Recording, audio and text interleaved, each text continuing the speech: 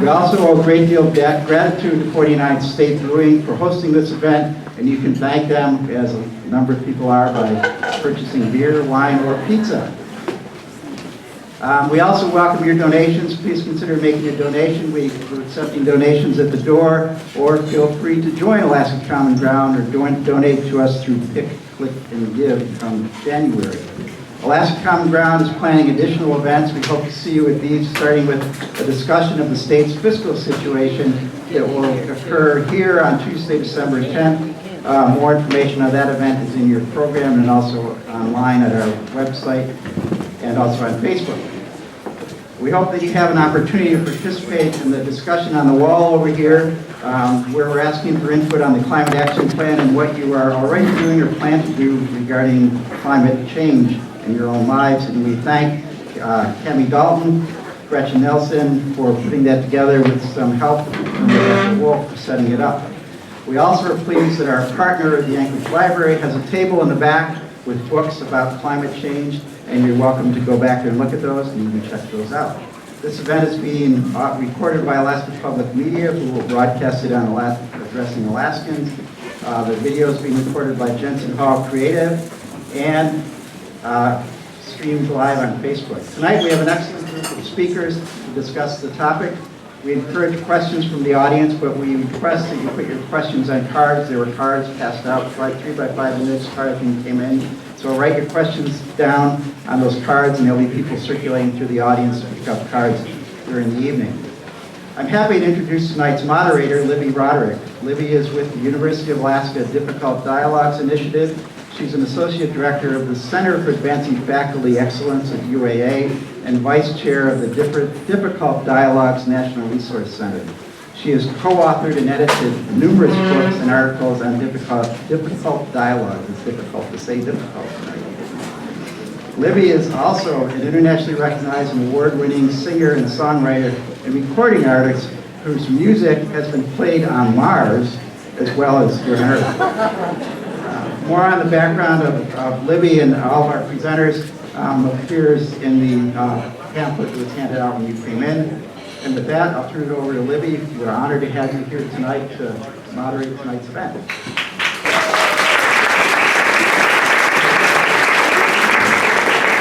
Thanks very much, Dick, and to all of our sponsors, and also to all of you for coming. We're very excited to see such a good crowd.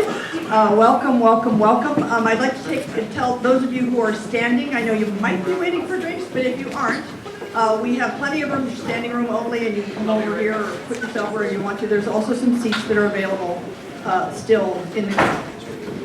So we're going to jump right in. I want to start with the recognition that we are on the sacred and traditional and unceded lands of the Dena'ina Nation. And folks who have put in 10,000 years of stewardship of the lands and waters and creatures in this area. So we really like to honor that and recognize, as we will in our presentation, that equity and justice as we move forward on climate issues is central to what we are about here. The plan for the evening is pretty simple. I'm going to show you a few slides, but we're going to have a short video that was created about the Climate Action Plan, I believe by students, if I remember rightly. And then we will have this fabulous panel, each of whom is going to speak briefly about the history of the Climate Action Plan, one person, about how it came together, and then what's in the plan itself for a much longer time. Throughout the evening, as was mentioned, you can ask questions, just pass them up. We have two wonderful people here who will collect them for us and bring them up. And so throughout the evening, if it makes sense, we'll be asking questions then, and there is a question and answer period at the end. And also we're allowed to stay after the session is over in this room to network and talk. There's an amazing amount of expertise in this room. I know a lot of you. So there's a lot of heavy hitters in the room, and this is just the first informational session about the Climate Action Plan. As was mentioned, we will have many more forums to come. So let's see. With that, we are going to start with something newish to me and to some of us, but it involves using your cell phone. We're going to start with a question to you. The question really is, when you think about the climate change or climate crisis, as the elders call it, what is the first word or a couple of words that comes to mind? And this involves using your cell phones, if you brought them. And we have a little bit of tech help that can wander around and help you if you needed to do this. But you go to www.menti.com, MENTI.com. Those of you who have cell phones, don't worry if you don't. This is just a kind of an informal poll. So go to menti.com, and then it will prompt you to put in 6 numbers as a code. The 6 numbers are right up here: 63, 35, 20. Right? When I tried to first do this, it took me forever, so take your time. And then it will prompt you again to ask you to enter a word, or I think you get 3 choices. 3 times you get to put in a word, or maybe even 2 words. And it'll show us, as you're doing it, which you are doing it, some of you, as we go along, what you're answering. And the words that are most frequently entered are largest, so we can kind of see an informal poll here of the kinds of things we're thinking about in terms of climate. So obviously at this point, fire, permafrost, melting, warming, scary, erosion, Minecraft. Sure you're in the right room. Urgent, emergency, future. So this is just a quick way to sort of get a scan of where our minds are as we start out. Okay, so here we go into the video.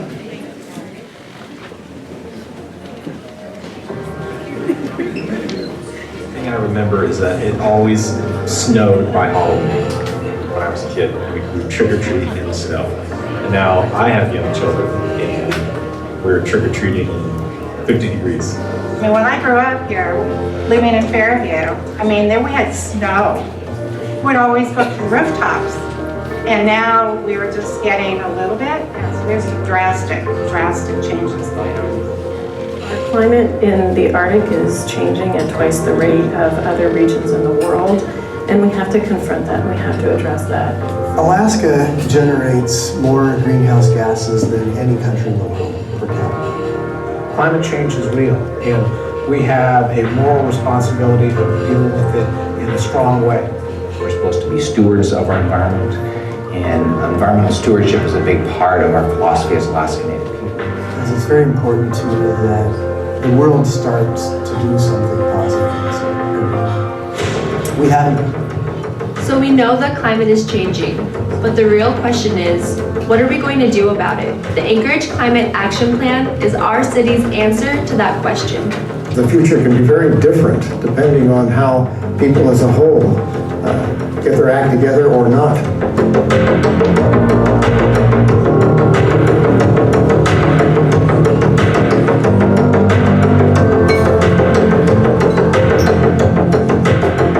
Thousands of cities have already created climate action plans.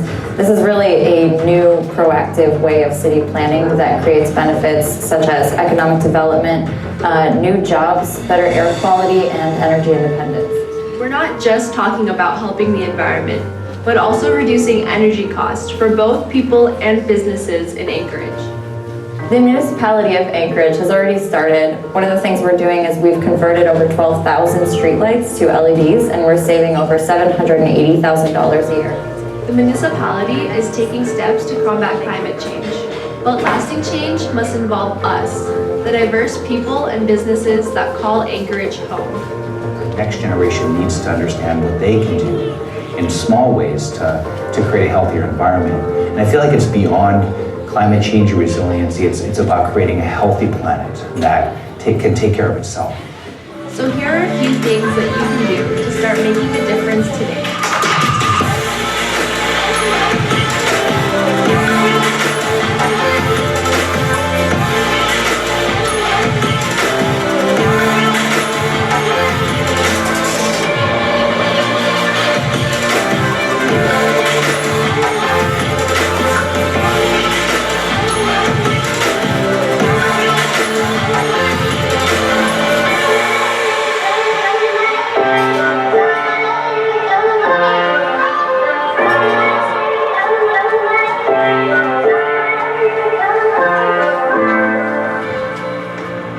This is our time. This is when we confront the challenge. It's not something that is just for one specific group of people, because in the end, it's going to take all of us. Like he said, it's going to take all of us to make a difference. So I challenge you to start today.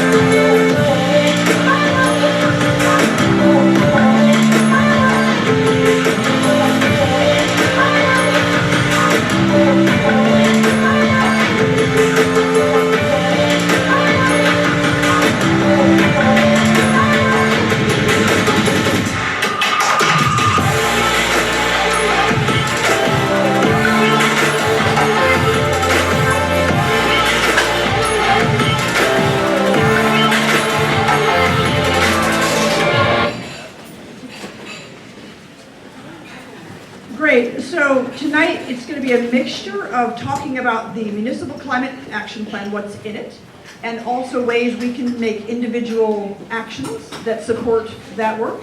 The Climate Action Plans covers what the municipality can do, and that is 4% of the climate emissions in this town.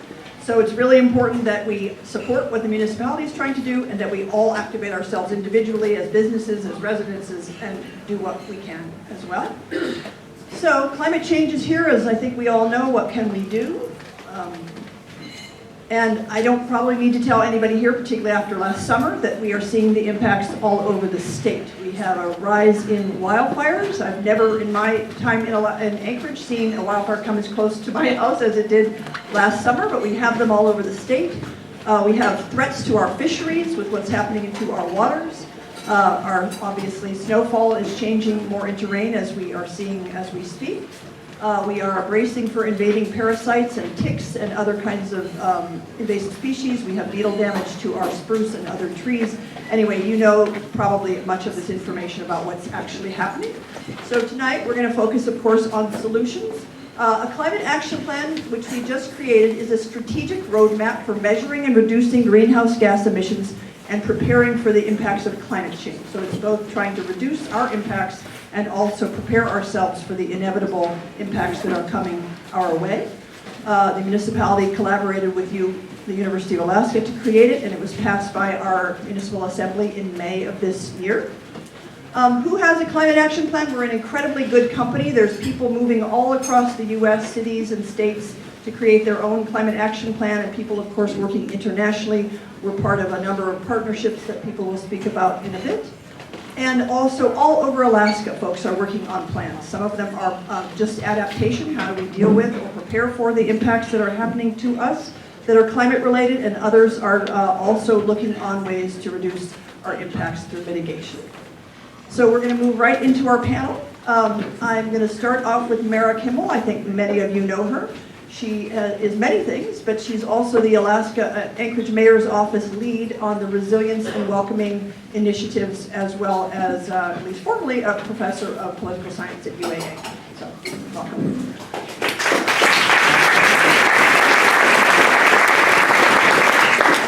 Say that this is amazing, and this has been an incredibly long journey, and I know that this is the beginning, but to acknowledge each and every one of you here tonight, and to also be aware that many, many of you have been with us throughout this entire process and even before. So I'm just going to give a little bit of background as to why we've gone through this trouble and why we've developed a climate action plan and why it is that our time is now. And to do so, it's really to tell the story about Anchorage. And it's really to tell the story about a city that is persistent, that is a city that depends on partners and each other, that is a city that's trying really hard to be welcoming, and a city that by doing all of those things is building our resilience. So we're sitting up here at the gateway to the Arctic, the top of the world. And we are facing pretty dramatic transformation. We see it every single day, like Libby mentioned. We're seeing changes to our environment, obviously. We're seeing changes to our economy as we're looking past oil and we're looking into potential new opportunities for ensuring that we can all continue to live a life that we've become accustomed to. And then finally, we're really experiencing some pretty profound changes in equities. And what I mean by that is our population has been dramatically transforming over the last few years. Libby did a land acknowledgement to start off our evening, and it's really, really important that, again, we acknowledge the fact that we are not only occupying the lands of the Dena'ina Athabascan, but there are so many incredible lessons to be learned. We've all been welcomed, us who are non-native, who are non-indigenous. I've been welcomed into this place, and so it is my responsibility to make sure that people not only feel welcomed here as well, but that we have a sense of belonging as a community. We speak over 100 languages in our schools. We have some of the most ethnically diverse schools in the country. We have one of the most ethnically diverse census tracts. There's power and there's also challenge in those equities. And so when we were setting out to create our climate action plan, we really wanted to make sure that this plan was going to be rooted in the community values that we hold so dear and why we're so proud to be Alaskans and to be Anchorage residents. And I think that some of the reasons that we're so proud of that is because we know that change is a steady state in our community. We're always getting ready. This time of year, we're changing our tires over, we're changing our shoes, we're changing our clothing. We know this. This is the way that we live. What's different now is the rapidity of the change and the things that are coming our way we're not sure about. And we've really got to make sure that we're all safe and we have the ability to survive through some of these dramatic changes and to thrive through them. We know that place matters. We're all proud Alaskans. And it's really that connection with where we live and our place that informs a lot of what we do. And we also really rely on each other, as I said earlier. We've got to, we have so many different cultural values and viewpoints in here, in our city and in our state, and coming together really enables a much broader range of opportunities for us. When we make sure that everybody's voice and everybody's vision can be heard and can be actuated, it just gives us so much more hope and opportunity. And then finally, we're Alaskans. We do things our way, and we do things to make sure that we're all safe and secure. We are self-reliant. We're both independent, and yet we're interdependent on each other. All of this together combines to build what we're calling resilience in our community. And resilience being the ability to make sure that as we're facing chronic stresses and acute shocks, the earthquakes, the wildfires that were described earlier, all of those things that we can not only survive through them, but that we can thrive through them. That's a really, really important component. And so as we set out to do the climate action plan, actually this product, this city policy is rooted in two different values frameworks that the city's been working on since our mayor became mayor in 2015. One was a strategic welcoming roadmap where we outline the different ways that we believe that our diversity can be a strength and an opportunity. And through a community-wide process that involved a similar number of people that were engaged in the climate action plan, we identified some key values of equity, inclusivity, and justice as driving forces behind developing the community that we want to become. And from that, we then developed a resilience roadmap where we looked at our diversity as a strength and as an asset to make sure that we can survive and thrive through the chronic stresses and acute shocks that we know we'd be facing. And so through all of these roadmaps, we set forth some different paths, one of which is what we're here tonight to discuss. But I also want to mention another piece that is absolutely critical in terms of understanding how we can all come together and how we can erode the barriers to making sure that these partnerships can be effective. And one of the things that we've done recently, and one of the outgrowths of both the welcoming and the resilience plan, is to make sure that language is not a barrier. I said earlier that we speak over 100 different languages in our streets and in our schools. And we need to make sure that everybody can get access to the critical information that we're going to need as we face some of the impacts of climate. And so one of the things that we've been able to do since Ethan took office is we've been able to make sure that the city's frontline service providers, the police department, the fire department, the health department, the Office of Emergency Management, all have documents and the capacity to make sure that language is not a barrier for people who need to get help. And so we're incredibly proud of that as we look toward building a more inclusive community. And I think that that inclusion and that sense of outreach and that sense of engagement really drove the way that this climate action plan was developed. And Micah and Shayna are going to talk a lot more about how we did this and then what we're doing and what we're all doing. But I just want to end my comments by thanking everybody in this room for coming tonight. And again, thanking the people that have been a part of this process since the beginning. I want to give a special super duper call out to Libby Roderick though, because actually this process started in 2007 when Libby inspired a group of professors at the university to think about the way that climate is going to impact on our lives. And from that, a group of students took it upon themselves to develop the city's first ever climate action plan, and it didn't really go anywhere. And we picked it up 10 years later, and tonight we're all here as a result. And so that's what I mean by we are a community of persistence, and we are a community of partnerships. Because this would not have been able to be done. The city would not be able to do the work it has set out to do if it weren't for amazing, inspiring people like Libby and like Micah and all of our community partners that this city relies on, and including each and every one of you. So thank you very much.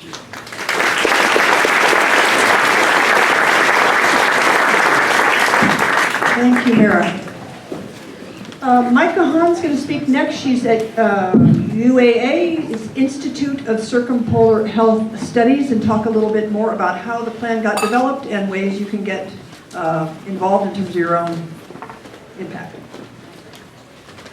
Awesome. Thank you so much, Libby. Okay, so as Libby mentioned, I have two tasks tonight. The first of which is to tell you a little bit more about how the Anchorage Climate Plan came to be.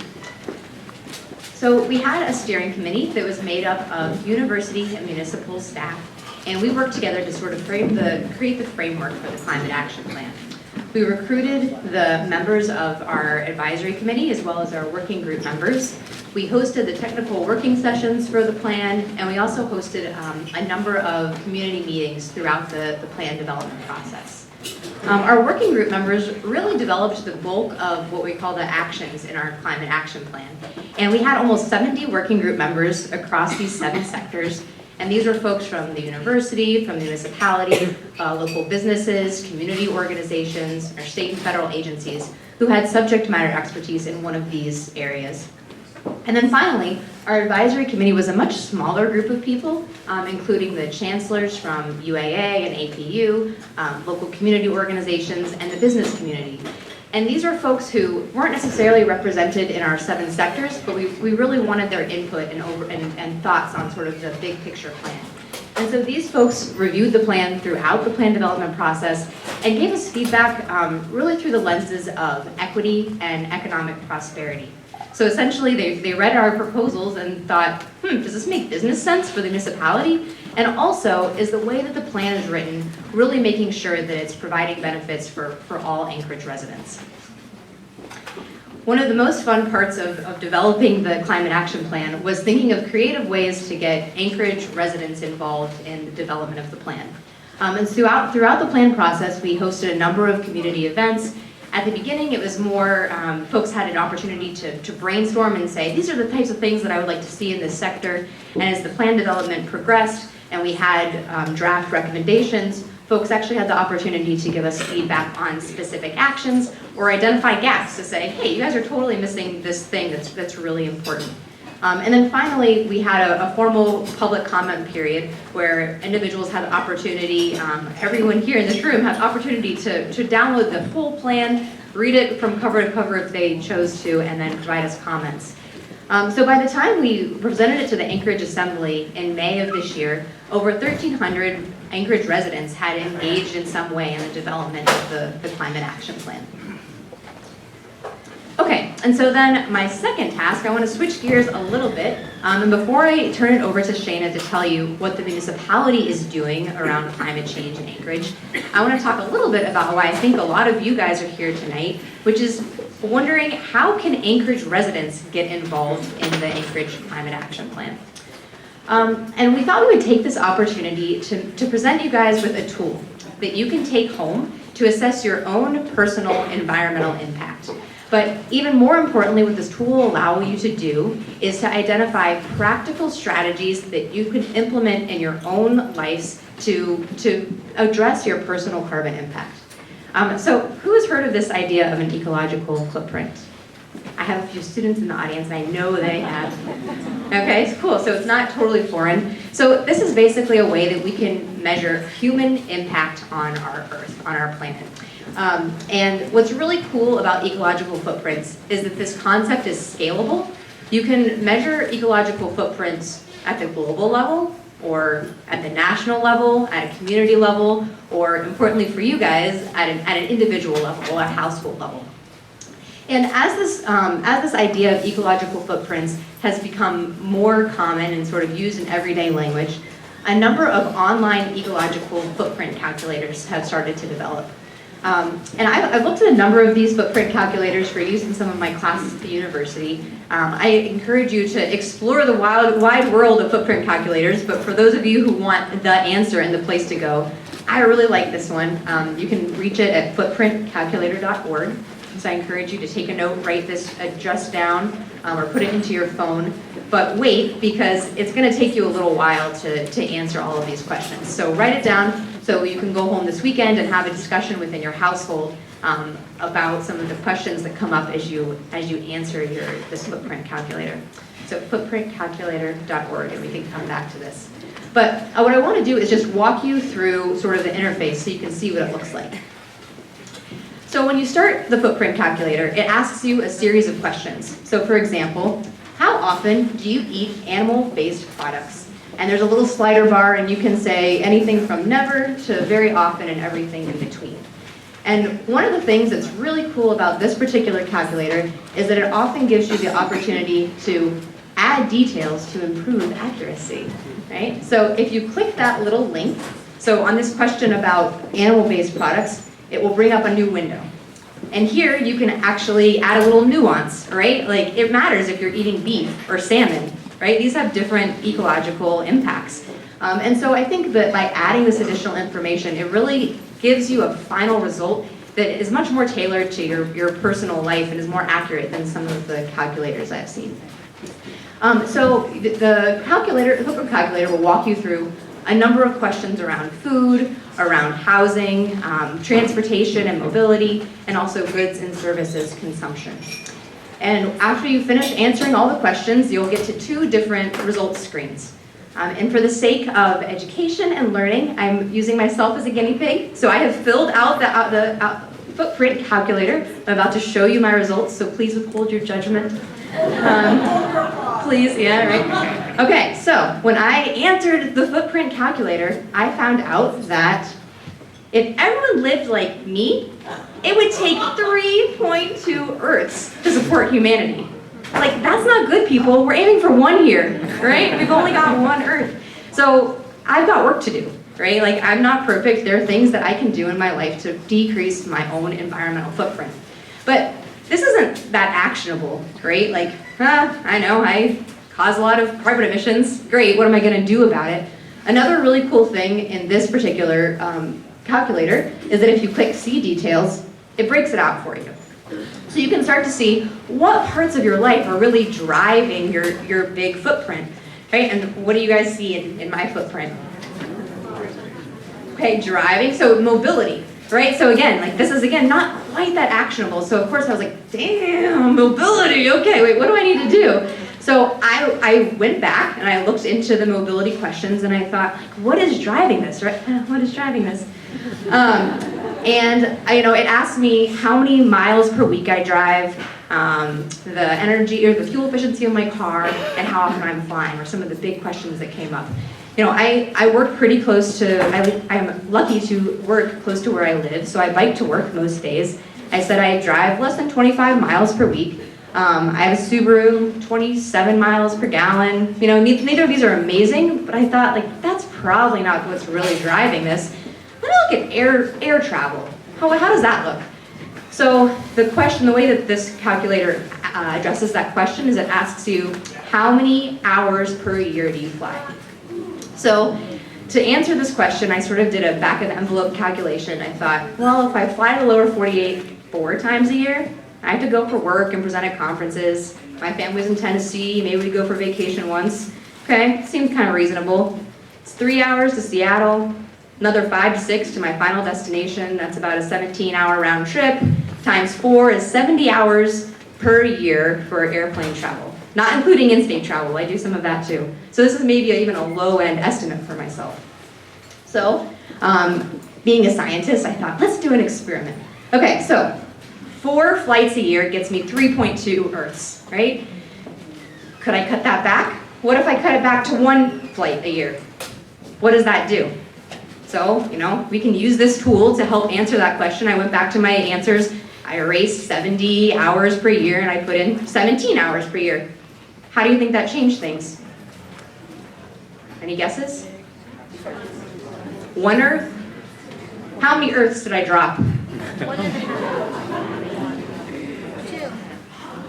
Wow, a pretty big impact, right? Like over half. I was like, wow, if I want to do something in my life to impact my environmental footprint, like maybe I should be thinking about plane travel, which is hard for Alaskans. But, this isn't the only thing though. I'll say, this was so much fun. I did one more experiment. I thought, okay, but what about my house? Right now, my partner and I live in about an 850 square foot house. So it's pretty small. I got a pretty good score in my housing, but eventually maybe we'll decide this house isn't big enough for us, right? Everyone gets that feeling every once in a while. So what if we moved into a 1,200 square foot house? How does that change things? So I went back in my footprint calculator, I erased 850 square feet, and I put in 1,200 square feet. Redid my calculator. What do you think my Earth score was? 4?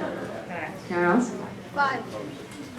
3.5. So I increased about 1/3 of an Earth. I mean, guys, 1/3 of an Earth, that's pretty substantial. Let's not mince words here. So, obviously a lot of things go into a personal decision to buy a house. I mean, cost and location.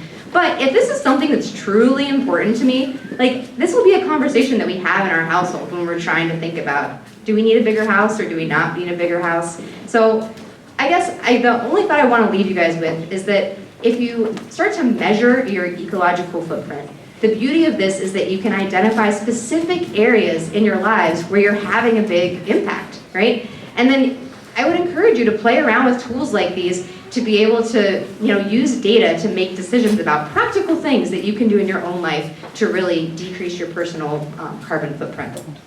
Okay, so I'm going to pass it back to Libby.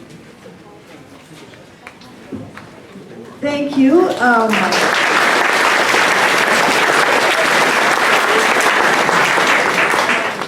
And I got one question card so far. I'm going to hold on to it because I'm pretty sure Shane is going to cover what you asked about to do with electric vehicles and what the municipality is doing to move in that direction. But I want to encourage other folks, if you have questions as we go along, again, just send them on my way.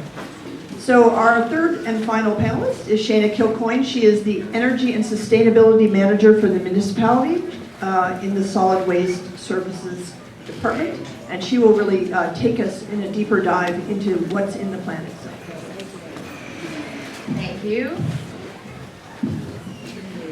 So there are a couple empty seats up here next to some very lovely people, if anybody wants to sit down. So this was a huge effort, right, the Climate Action Plan, and we're really excited about having a complete Climate Action Plan. And I don't know if you guys have seen it. There's a couple of copies over here if you want to flip through it. It clocks in at a dandy 108 pages. So it's a lot. And can I see a show of hands? Has anybody read it? Okay, quite a few. This isn't bad. And so like Libby said, this is really a plan to chart our goals towards reducing our emissions and preparing for the changes that we are already seeing. This Climate Action Plan is a foundational document. This is rich in historical text. This has narratives, it has science, it has sources. It's a really lovely plan. And it's a lot. And so you might be thinking, Shana, I don't have time to read a 108-page plan. That's fine. We've made it a little bit more accessible for you. We've got this lovely 12-page plan that is readable in one sitting. And our goal here was really to kind of identify what is the municipality going to do right away? What are the high impact actions that will make a difference right now in terms of preparing for climate change, in terms of reducing our emissions, and in terms of bettering the quality of people's lives. So that's what this document is about, and I do hope that you have a chance to look through it. You can go to www.muni.org, climate action plan to find both of these documents. So as has been stated earlier tonight, we're kind of melding these two things. The climate action plan, when we say the municipality, we're talking about the local government. This was made by the people of Anchorage for the local government. So that is a small piece of the pie when we're talking about carbon emissions. And we're kind of bridging this tonight with what people can do in their daily lives. So we're gonna go back and forth just a little bit. And we're also going to use that Menti tool, the online tool that we already tried once before. So if you have your phones handy, we're gonna ask you a couple of questions throughout the presentation to get your immediate feedback. This is meant to be a fun exercise. There are some quizzes involved, but don't fret, we're not scoring you, and we're not gonna show your results. So we've got a question here for you. And we're wondering, we're gonna start with buildings and energy. We're wondering, have you done anything in your home to reduce your energy usage and your carbon emissions? So what you can do here is log back in, and your phone should automatically go to this page. You can click refresh if it has not. You can raise your hand if you're having some problems, and we've got some folks that can help you. You can click as many things as you want on here, and we're just gonna watch them tally up. Lots of renters, good.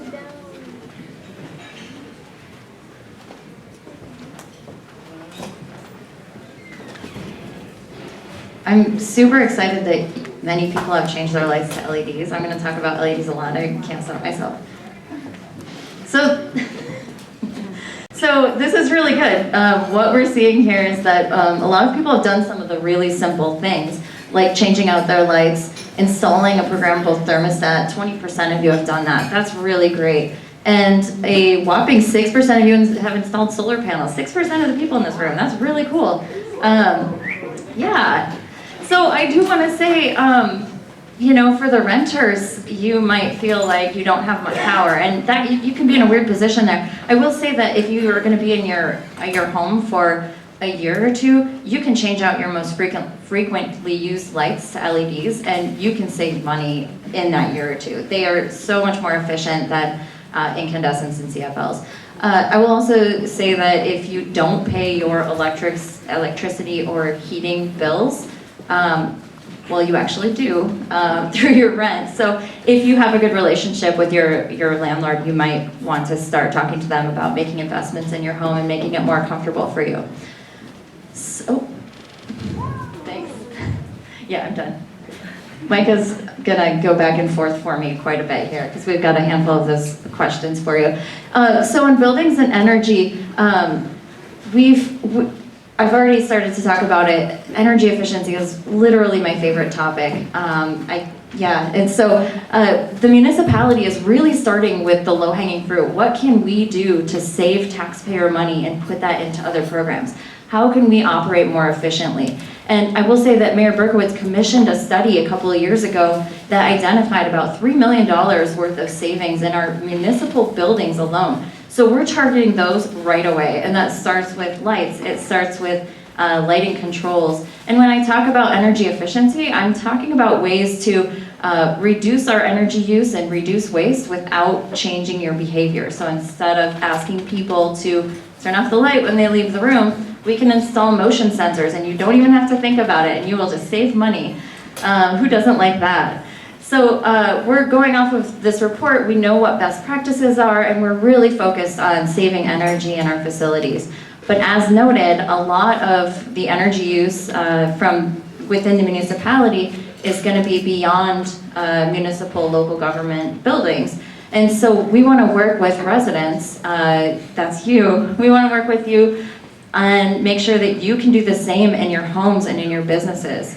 That report identified about $80 million worth of savings in private, commercial, and residential buildings. So that is a ton of savings that could be used towards our daily needs, towards expanding our businesses, whatever we want to do with that. So we're looking at ways to help you. You might be saying, yes, an on-demand hot water heating system sounds amazing, but I don't have the cash laying around for it. We're going to try to help you identify ways that you can do that so that you don't have to have the cash up front. If you're running a business, you maybe don't have that cash up front or you don't want to put it into this, we're trying to come up with more solutions for you for financial mechanisms, reducing those barriers and offering and looking at incentives, as well as strengthening our building energy standards. So there's a lot of things that we can do here.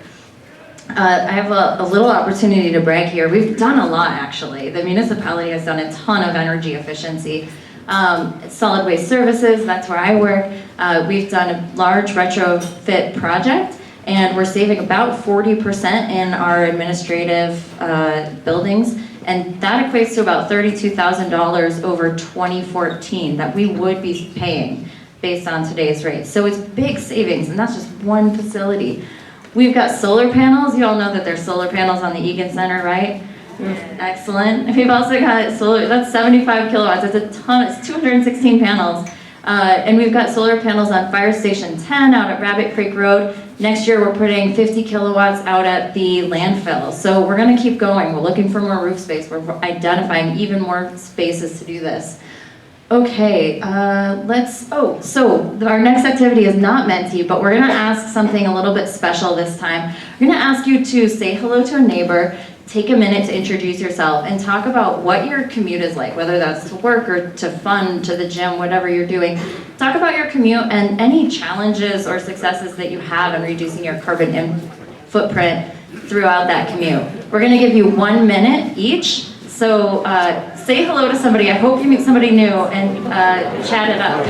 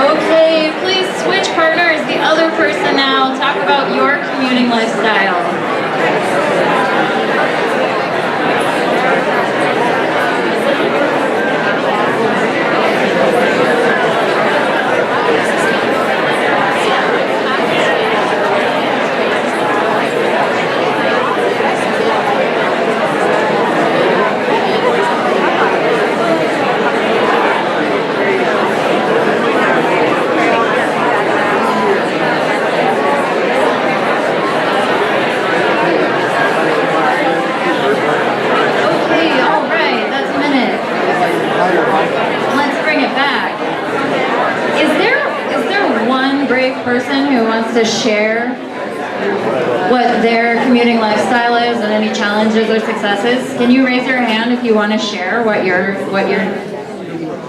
you talked about?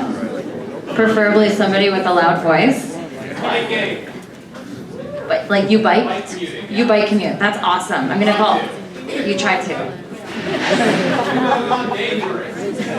And behind?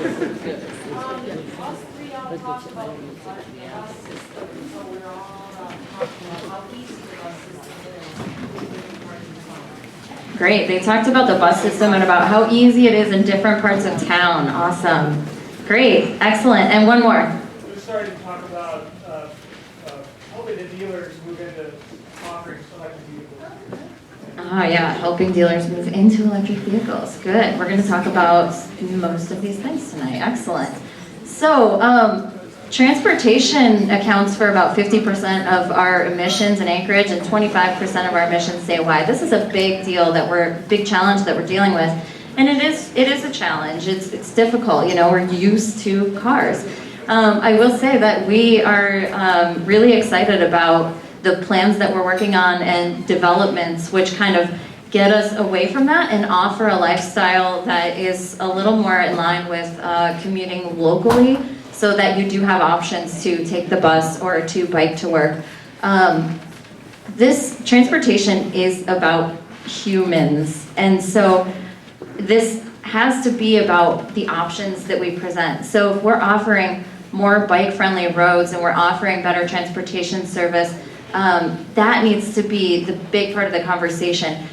And you know what? Personal vehicles are going to be part of this conversation for a long time yet here in Anchorage. And so then we need to talk about electrifying our vehicle fleet and promoting energy efficient vehicles. We're not just going to say we all need to be biking and that's how we're going to do it. So this is people centered and it's a big task. One win that I am excited to share tonight is that our Metropolitan Transportation Association, AMATS, did in 2018 pass Complete Streets. And so that really expands the design of a street to a car-centered view to more of an inclusive view. So for walkers and public transit users and bikers. This is the Spinard Corridor, and I hope you've seen it, it's terrific. It's now got colored bike lanes, it's got wider sidewalks, and it's got safer cross sections. I always get stuck on this word, it's weird. So when we do talk about vehicles, it is really exciting. In fact, the automotive industry has dedicated about $300 billion in the last 2 years to electric vehicles. They see that this is where this is going. And so when you talk to people about, electric vehicles and whether that might be a part of their life, you hear a lot of people say, well, if I can't drive to Fairbanks, then, that doesn't work for me. And I hear you. I ask how many times you go to Fairbanks, because for me it's like once every 5 years. But I totally understand you want to feel confident that you can drive somewhere. And in the winter, you know that the car battery doesn't get you as far. And so improving our charging infrastructure is a big piece of that. So we are working towards an electric vehicle readiness plan with all the different entities on the road belt system. So from Fairbanks to Homer to Valdez, we're working with electric utilities, Department of Transportation, different municipalities and boroughs to develop a plan to make that charging system work so that you can connect to different communities. It's not going to happen all at once. We do have, the good news is, there's about $1 million that's almost ready to be put out in grants to go towards chargers. So we're getting closer, and there is going to be a lot of, I think, investment in the very near future. I want to point out real quick, this is, I forgot to change. This is Sparkles. This is our solid waste services electric vehicle. She's very tough. And she's our first all-electric vehicle in the municipality. She's charging here at the ACDA parking lot on G Street and 6th. So if you haven't checked that out, it's really cool. You can charge for free, you just have to pay for parking like everybody else. So let's talk about garbage. This is a fun topic. We have a couple of Menti polls for you. So if you'll pull out your phones again, this is going to be a little bit of a rapid fire question. I've got a couple of questions about recycling, because when we talk about garbage, we actually are talking about how not to make garbage. So our first question is this number one plastic water bottle, is this recyclable in Anchorage? And you can answer on your phone. And while you're doing that test, I just want to remind you that if you do have card questions on cards, just raise your hand and there are folks who will pick them up for you.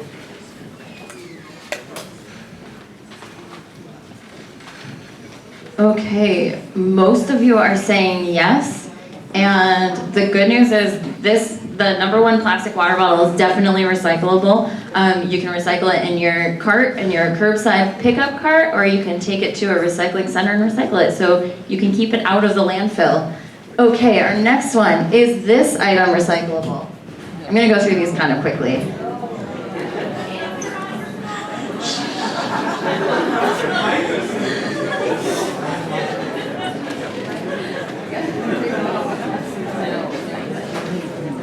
Okay, most of you said no. Some are confused. That's okay.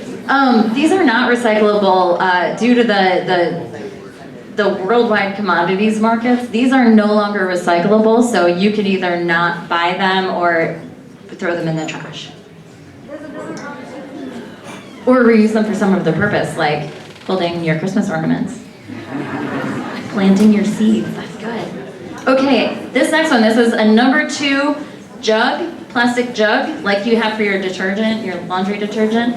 Is this recyclable?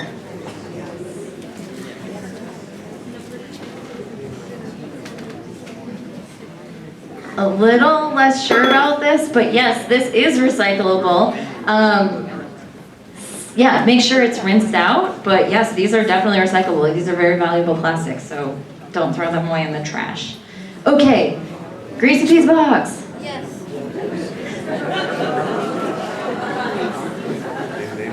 Now I want pizza. Okay, most of you are, this one's harder, I think. That greasy box is not recyclable. We do need to throw that one away, but if you have just a little bit of grease, you can put it in the recycling bin. I usually tear off the top and recycle half, throw away half. So, yeah, super fun nuance there, but we do our best. Okay, how about glass?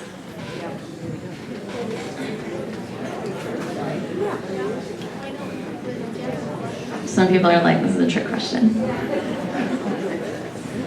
Awesome. Glass is recyclable. You cannot put it in your curbside composting, but you can take it to the recycling center. Oh, I have one on composting, because we have composting programs, either curbside or you can do community composting. So we're wondering if these bones are compostable through the Solid Waste Services composting program. They're not carrots, they're bones. They were talking up here about how they look like carrots. That's right. So the composting program does not take any dairy or meat products, so keep it to your veggies and your fruit scraps and your yard waste for successful composting. Okay, so back to the presentation. Thank you for participating in the online poll. Recycling and composting can be confusing, and my colleague Susanna does a wonderful job of trying to make it clear. So you can go to our website on muni.org and find out exactly what is composting or what is recyclable and where to take it. And there's also some hot tips over here on the table. So in Anchorage, we go through about 1,200 tons of garbage every single day, and about 80% of that goes through Midtown through the central transfer station. So that's quite a bit. That means that we've got about 5 to 6 pounds of trash per person per day, and that's compared to the national average of 4.4 pounds. So we've got a bit of work to do. At Solid Waste Services, we're doing a lot to keep trash out of the landfill in order to extend the life of the landfill as long as possible. We've got this one landfill. We actually don't have a lot of other large spaces that can be used for our next landfill. So this is what we call our doomsday clock. And you can go online and say, okay, if we recycle all of our aluminum, how many more years of the landfill is that going to get us? So it's kind of just a fun tool that you can play around with. So we're also working on capturing more methane gas, which is a powerful greenhouse gas that we can turn into energy. At the landfill, we're collecting methane gas and we're selling it to JBER in the form of electricity. We are still flaring some, so we're looking for ways to expand those projects and make use out of that gas. Currently, we're able to create about enough electricity to power about 4,000 Anchorage homes that's going to JBER. So this is what we want to see more of and what we're trying to do. And we're also, you may have heard, building a new central transfer station so that we can pull more recycling and composting out of the facility.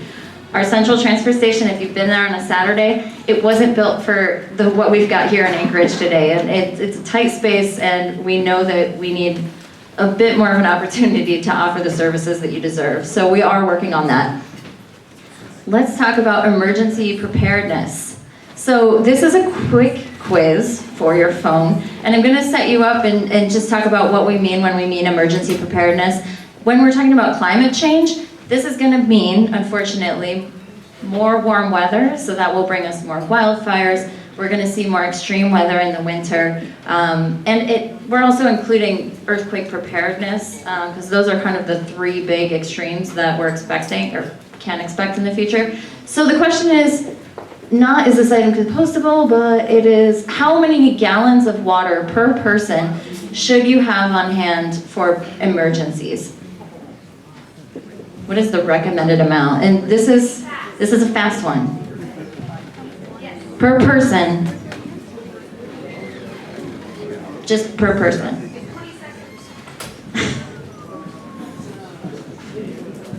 So 1 to 2 gallons, 5 to 7 gallons, 12 to 14 gallons. 10 seconds.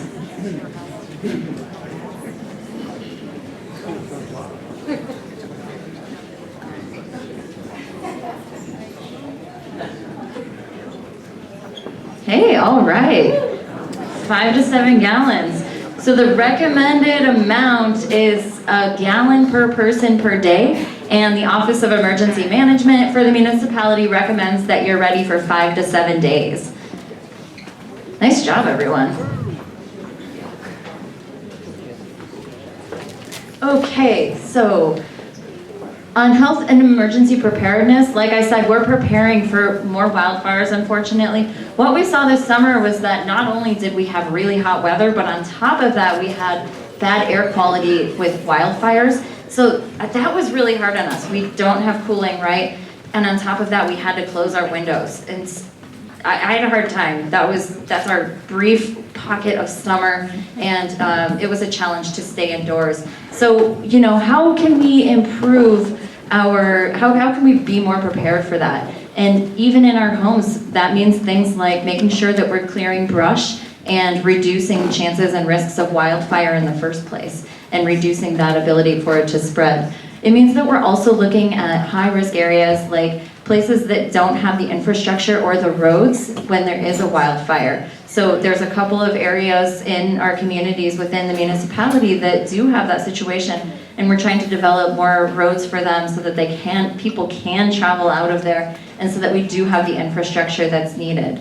I'm really excited about this, improving language access to residents on climate change. What we found after the earthquake was that there was a lot of information, but there was some confusion, and certainly some confusion among people who don't speak English as a first language. So we got a small grant, and we've been doing some training with people who are leaders in our immigrant and our non-English native language communities. And so we've been working with them on emergency preparedness. And we're also doing translating materials for common messages after an emergency ahead of time, so that we are ready to go, so that we don't have that confusion and people know what to do and they can just move on with their lives. So we're really excited about that. Okay, we've got a quick question on food. This is a fun one that Mike is going to pull up. What is your favorite wild food or Alaska grown food?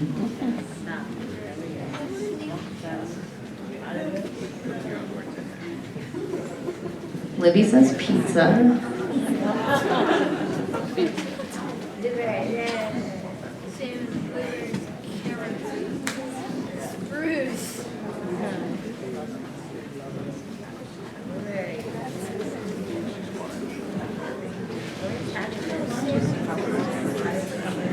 Awesome. So this is actually no surprise, right? We like a lot of the same things. I love eating Minecraft also. Salmon. I expected salmon to be enormous, so that's pretty on par. Minus carrots. So thank you. That's just a fun thing that we talk about a lot in our office. So in terms of our food systems, we import about 95% of the $2 billion amount of food that we purchase here in Anchorage. So that's a lot. That means that, you know, if we don't have access to our port, we don't have a lot of options. And so we've been talking about ways that we can improve local food options and encourage local food purchase. We already have about 200 community plots, and we are working on expanding that. And I don't know a more empowering way to feel that you are prepared than growing your own food for your family. So this is a really exciting thing that I'm glad that we're a part of. Encouraging farmers markets to accept payment for local food, that makes a lot of sense, right? This kind of overlaps with our waste, but talking about a commercial compost program. So a lot of these sectors do tend to overlap within each other. And this is one of them. We've got another quiz question for you. Okay, this is a test. Which of these trees is an invasive? The serviceberry, bird cherry, hawthorn, or crabapple?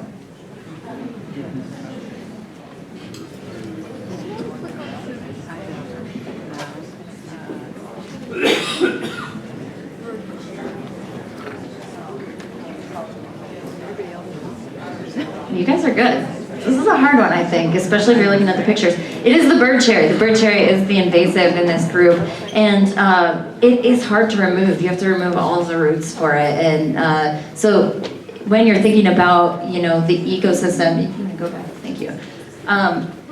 When we talk about urban forests and watersheds, this is really about a healthy ecosystem. So we do talk about things like invasives and how to keep those at bay. And we are talking about increasing recreational opportunities and quality of life. Not only that, things like our urban forests and our soils and our watersheds, those are actually a huge mitigation tool. Those can sequester a lot of our carbon. So this is really, quality of life, this is mitigation, this is everything packaged in one. Not to mention we are working with APU to monitor the Eklutna watershed. Most of our drinking water and some electricity is coming from the Eklutna Glacier. So that's a really big deal when we're talking about a warming climate. I'm gonna try to keep it going here. I've got one more sector. Actually, I'm gonna stay on this slide quick. I wanted to talk about outreach and education. This is our 7th sector. It's such an important one. This plan is about you and it is for you. And we can't do this on our own. The municipality is not able to do the leading that needs to be done to have the change that we need. And so this is about how we improve our communications with you and with our partnerships. We are developing an online climate action website so that you can follow along with the work that we're doing, and potentially you'll be able to participate in that conversation online. When we think about encouraging education in energy and the development of career, that is a huge piece of it. We really need to keep this going for students and people looking for good paying jobs. And so we're working with partners on this. The municipality isn't going to do it all. Our friends, for example, at Renewable Energy Alaska Project are working on energy education and career pathways. These are about partnerships. So if you want to partner with us on these things, we need you and we need to hear from you. I wanted to point out there's also an opportunity over here to share ideas. And now we'll pull up the very last Menti poll. So last question. And Common Ground and the municipality and all of our partners want to hear from you, and we want to know what you want more information on and what you want to learn more about in order to empower yourselves to reduce your carbon footprint. So if you would just type in a question that you'd like to learn more about. They will pop up, but it won't say your name or anything. So we are collecting these, and we're going to be able to then follow up with you and offer what we can on this.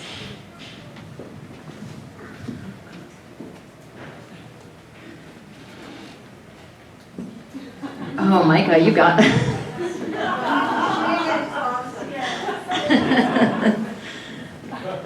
Definitely some travel ones, federal legislation, that's good.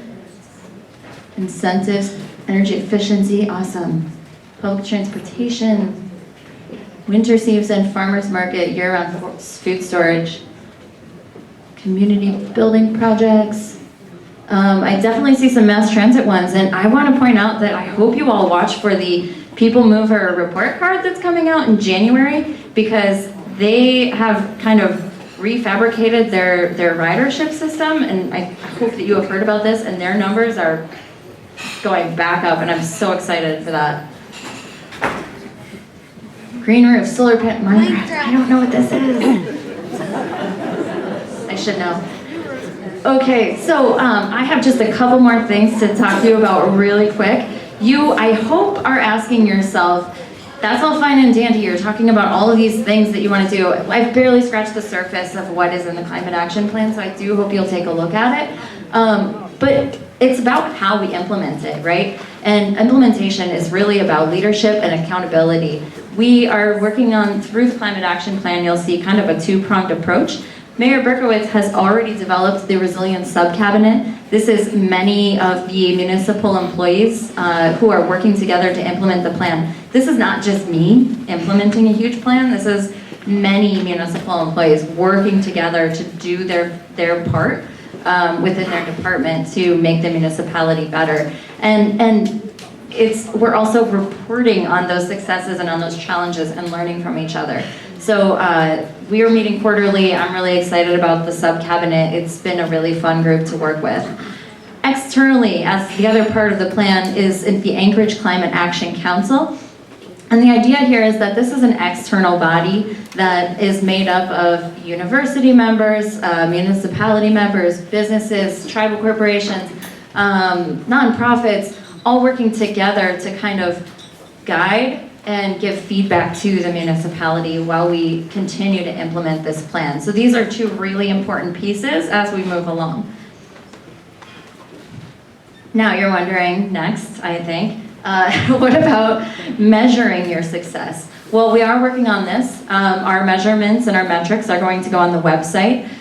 This is really a challenge. There's questions, you ask yourself, what can we measure and what should we measure? How do we measure it? So there are many things we can measure, and this is still a work in progress, but we're trying to figure out in terms of buildings, what we've been doing, how many facilities we've retrofitted, what kind of renewable energy we've generated. These are just some examples. On transportation, we want to know how much bike and pedestrian infrastructure we've added, public transit ridership, and EVs in the fleet. Each one of these will have goals so that we'll be able to see where we're at on the spectrum. If we're meeting our goals, we're getting closer to this beautiful blue skies image, and if we're not, we need to know that, and we need to do better. On waste, we've got waste converted to energy, how much is composted, how much is recycled, and per capita waste reduction. So thank you so much for your time. Libby's going to take over again, and we want to leave you with, asking yourself, what am I going to do to be a part of this? And what are my next steps? Because this is all about you. So thank you.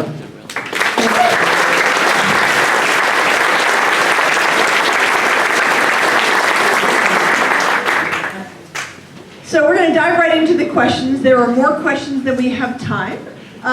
And so we've tried to bundle them as best we can. But after we're here, you still have an opportunity to ask the questions of folks who are in the room. We'll pay attention to these questions and see if we can answer them in some other way than just tonight.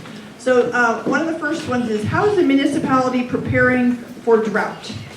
Portland, Oregon prepared for the drought and did much better than the rest of the state. Because of lack of snowpack, lack of snow, the Eklutna Glacier shrinking, groundwater is decreasing. Are we doing any kind of rain catchment plans? We definitely have, we do have some rain catchment plans, and there's the, yes, oh, I forgot to talk about the stormwater utility. We are working on a stormwater utility, and there is a service to look at rain gardens for your home and take some of that runoff and use it in your lawn. I mean, a simple thing that you can do as a resident is use a rain barrel to water your lawn. I did see a lot of people using sprinklers this summer. This was the worst drought I think we've ever had. So this is something that is still evolving for the municipality, and we, I think after the summer, realized it's something we've really got to take seriously. So it's definitely a work in progress. But yeah, the stormwater utility I'm super excited about because it's currently kind of a hodgepodge, and we really need to make sure that we're treating that correctly. Thank you. There were several questions to do with walkability and bikeability in the city. One of them had to do with safety, that there's quite a number of people on the bike trails that are living there now or camping or what have you, some concerns about that.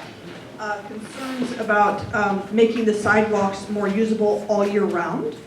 I imagine that has to do with ice and snow questions. And also whether or not police are enforcing car behavior to protect people who are biking and walking. So I know you won't know the answers to everything, but we'll give you a try. I mean, this is a huge issue. I'm a bike commuter too, and it can be scary, and sometimes you cannot ride on the road even though you're supposed to, and sometimes you cannot ride on the sidewalk, especially in the winter if there's snow. So there's definitely a couple of things that we're doing. There's an effort to collaborate better between the municipality and the Department of Transportation to make sure that the sidewalks are plowed. It can be tough to get to a people mover bus stop, let alone bike to your destination. So I want to address these. These are definitely a part of the plan. These are a part of what we're working to implement. I'm trying to think if I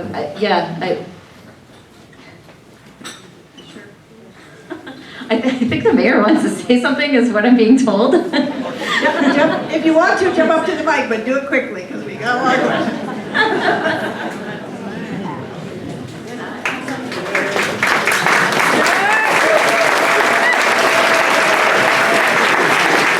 Okay, first of all, these three are fantastic, and none of this would have been possible without them. So thank you. We do have a drought plan in effect. We're looking for additional aquifers to drill on. We used, during the height of the summer, we're using 50 million gallons a day as opposed to normally 25 million gallons. Is something we're aware of and we're conscious about. This last question was about whether the police are enforcing to make sure that the roadways are safer. Well, I wish we had more cops because then we could do more enforcement. We have about 430 cops in the city. We need about 700. We would do more enforcement and things would be better if that were the case. What was the other piece of that question? Snow and ice. Oh, sidewalks. So our son Noah is here. If the sidewalk is unplowed, is it a state road or a municipal road? Noah? State road. Yeah, those are state roads. So most of the unplowed sidewalks are on state roads. And oftentimes what will happen is the municipality will do something, they will plow a sidewalk, and then the state graders will come by and berm over it. And this is a consequence of the state budget cuts, and if you want safer roads, then you need to have a state fiscal solution, and I hope that Common Ground gets to that later on.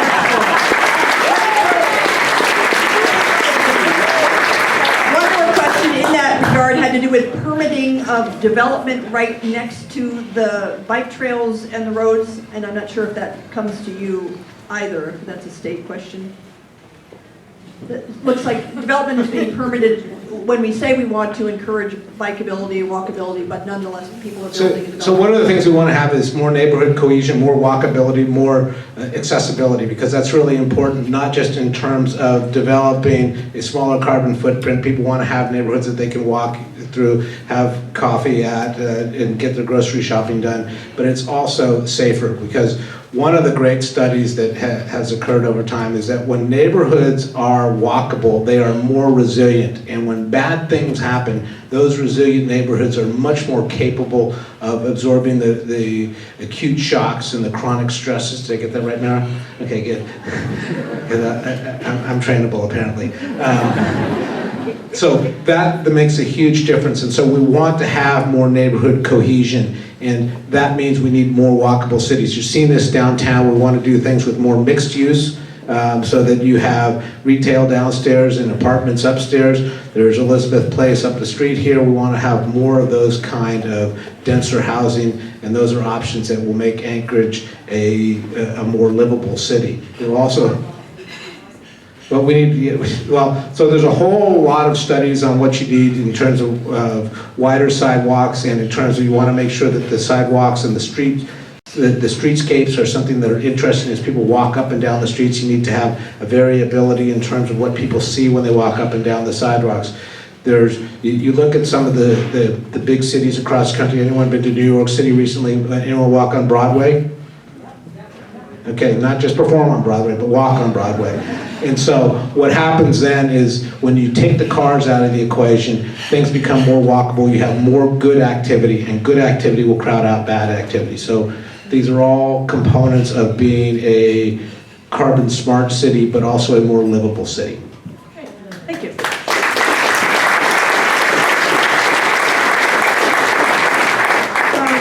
has to do with, because of the drought, the number of dead and stressed trees that are now all around Anchorage. Are there any plans to clear them to reduce wildfire risk this coming summer? Now, these are hard questions because I don't know of all of our plans and all of what we're doing in the municipality. As far as clearing these, this is a huge issue because this exacerbates the issue with wildfires if we have a lot of dead trees. And it is a cost to residents if they have to take down their own trees. But I don't know if we have a program for that right now. Okay. Do you? You can call, fire. You can call AFD to get an assessment of your property, and then you can figure out, and I'm not sure if there's any funding available to help you take down some of the trees a little bit, but it's a really good idea to do that. I think the question had to do with the trees that aren't on private property, but we can think about that later. Okay. Is there a battery collection point in Anchorage?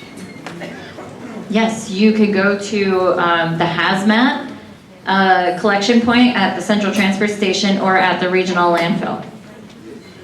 Thank you, on Tuesdays and Thursdays. Thank you, Megan. On Tuesdays and Thursdays, you can go and drop off your hazmat, and I think it's up to 40 pounds free, and that includes oils and paints and anything else you might have that is hazardous. Okay, bus-related question. Two of them, it looks like. Are there plans for bus rapid transit on the Seward Highway? And why doesn't the city run smaller buses given the ridership? We are running some smaller buses. Sorry, rapid transit on the Seward Highway. We're more leaning towards shared transit in vans, and that actually has been increased quite a bit, so I'm excited about that. And I assume public transit is looking at those numbers, and if the small buses are going to be required, then they can step in, but I don't know the detailed answer to that. Okay. Does the municipality have a plan to purchase wind power from Siri? Do we have a plan to purchase wind power from Siri? I haven't talked to Siri about expanding the Fire Island Wind Project, but I think that's a great suggestion. Quite a lot of more questions about the plans the city has for purchasing and using electric vehicles for the muni, for the school district. There's any number of questions about that. Okay, good. Lots of interest in electric vehicles. This is good because this is really the way that the future is. And so we expect that we're going to see dozens of thousands of electric vehicles on Anchorage roads in the very near future. And the municipality is very interested in getting on board with that. So we're looking at life cycle costs. So what does it cost to own a vehicle throughout the life? Because when you look at gas versus electric, we're starting to already see savings. There's huge maintenance savings, and frankly, a lot of our municipal vehicles, they don't even drive out of town. They're not even driving to Eagle River, so we don't need to be concerned about where charging stations are. Of course, we're putting mission first, so if it's a police cruiser or something that needs to be able to run, as far as possible and then gas up really quick, we're not going to start there, but there are a lot of obvious ones that we can start with.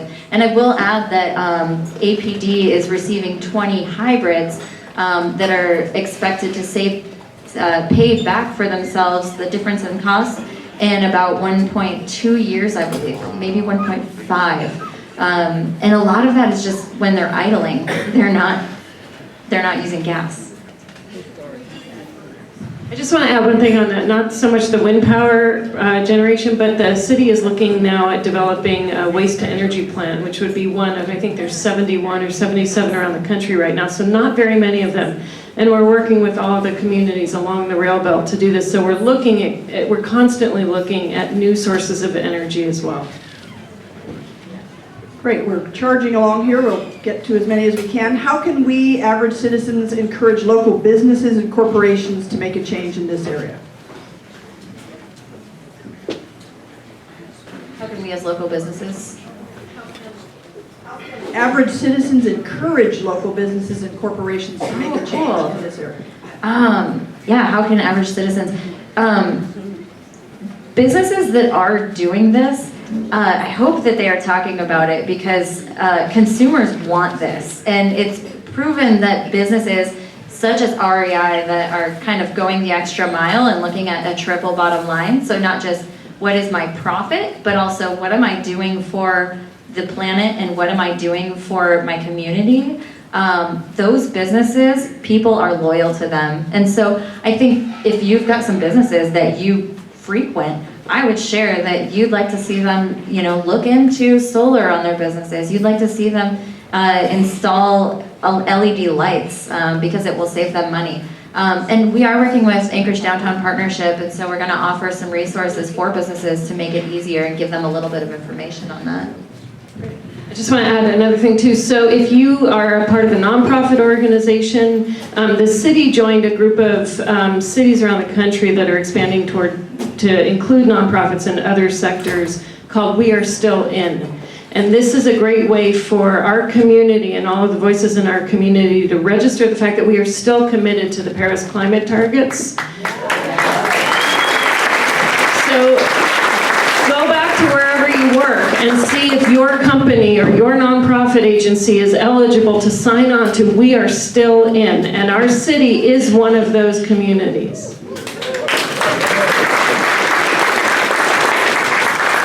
Quick recycling questions. One of the questions is, where does the recycling go from the recycling center? Is there really a market for recycled materials, and should we be separating our recyclables? Yes.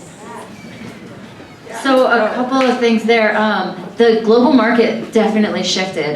You might have heard that we are not able to just ship our recyclables out like we used to for a real cheap price. And so that meant that the commodity prices shifted. And so we're still grappling with that.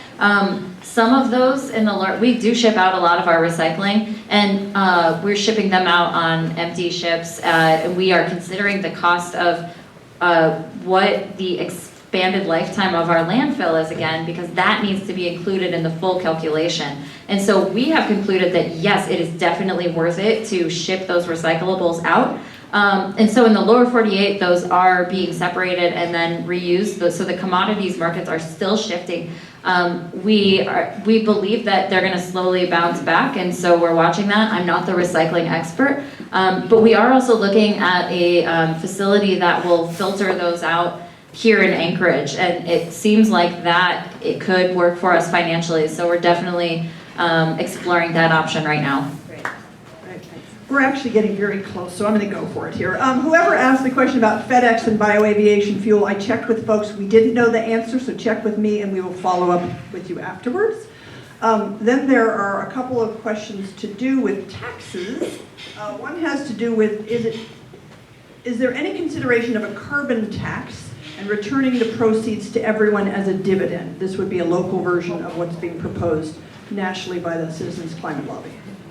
The local version, it's something that actually we have talked to BP about, and they've kind of helped us we've done a little bit of research there, but I think that we should do more. I personally believe that we need a federal carbon financing mechanism, and it would be great if it does go back to the people. Some of those ones that we're looking at can really help people and leave them better off than they were, while accounting for the externalities that currently there's no price on.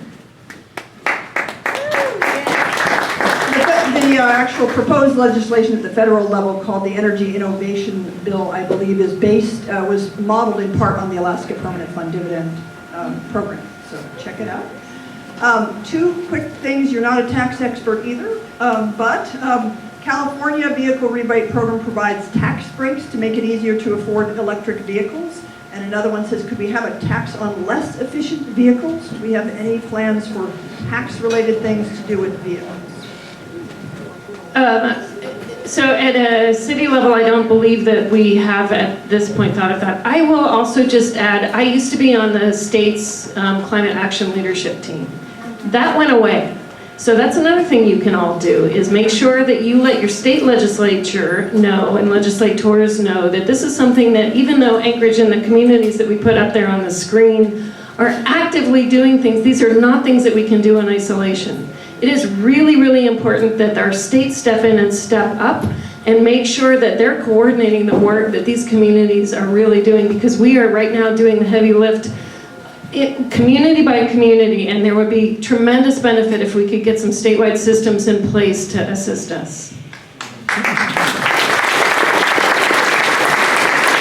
Obviously, we're voting for people who support this work. The last question, well, there are two parts to it, but what can Anchorage citizens do to facilitate the implementation of the Climate Action Plan? And what municipal actions could have the most impact? I know we had quite a lot of conversations about that during the creation of the plan. The second part is what municipal actions could have the most impact? And the first one is what can all of us as Anchorage citizens do to facilitate implementation of the plan?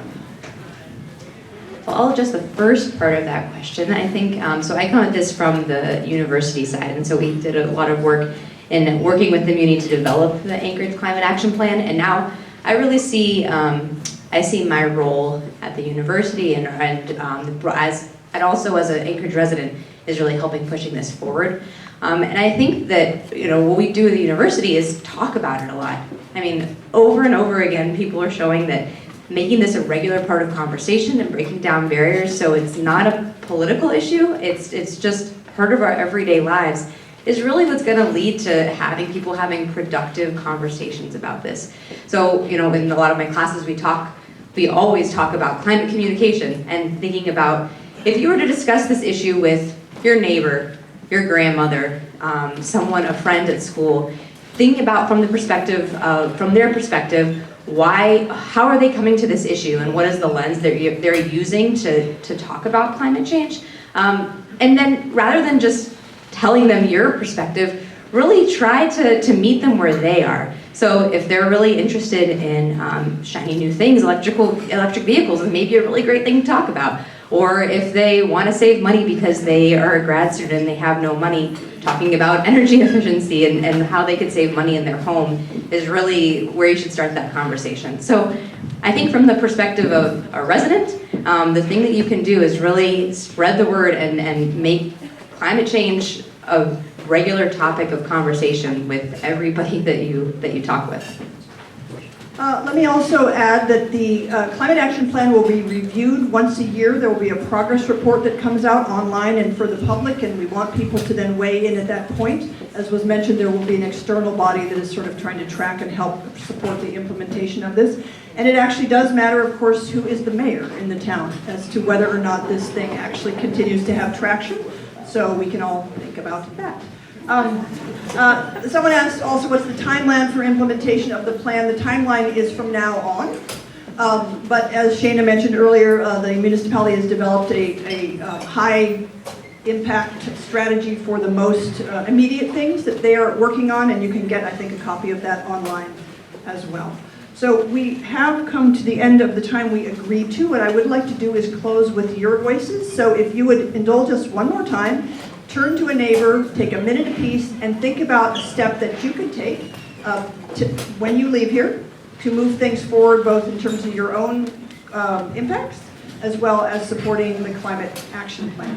The research shows that if we do even one small thing, we are much more likely to do more things.